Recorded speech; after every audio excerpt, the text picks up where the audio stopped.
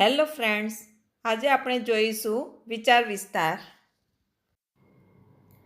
દેવડીએ દંડાય છે ચોર મુઠ્ઠી જાળના, ને લાખ ખાંડી લૂંટનારા મહેફિલે મંડાય છે.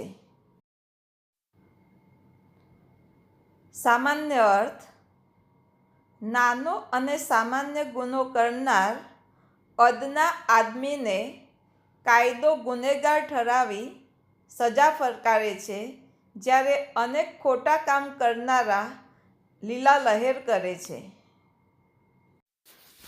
અર્થ વિસ્તાર: આ પંક્તિમાં કવિ સામાજિક વિષમતા રજૂ કરે છે.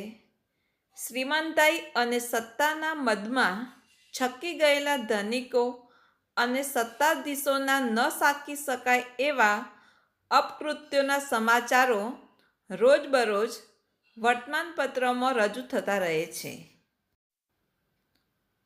આ અપકૃત્યો કાં તો ખૂન સ્વરૂપે હોય, કાં બળાત્કાર સ્વરૂપે હોય, કાં લૂંટ સ્વરૂપે હોય, કાં ભ્રષ્ટાચાર સ્વરૂપે હોય કે કાં તો લાગવક સ્વરૂપે હોય. આવા અપકૃત્યો આચરનારાઓ લાખ પુરાવાઓ રજૂ કરવા છતાં ન્યાયની પકડમાંથી છટકી જાય છે. કહો કે આવા લોકો કાયદાને ઘોરીને પી જાય છે. કાયદાના કોઈ બંધનો એમને નડતા નથી. જાણે કે આવા ખોટા કામ કરવાનો એમને પરવાનો મળી ના ગયો હોય.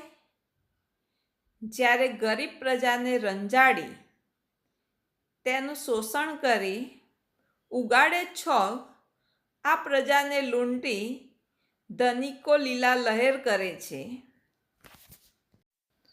પોલીસ અને કાયદો એમના હાથના પ્યાદા બની જાય છે. એમનો કોઈ વાંકો વાળ પણ કરી શકતું નથી.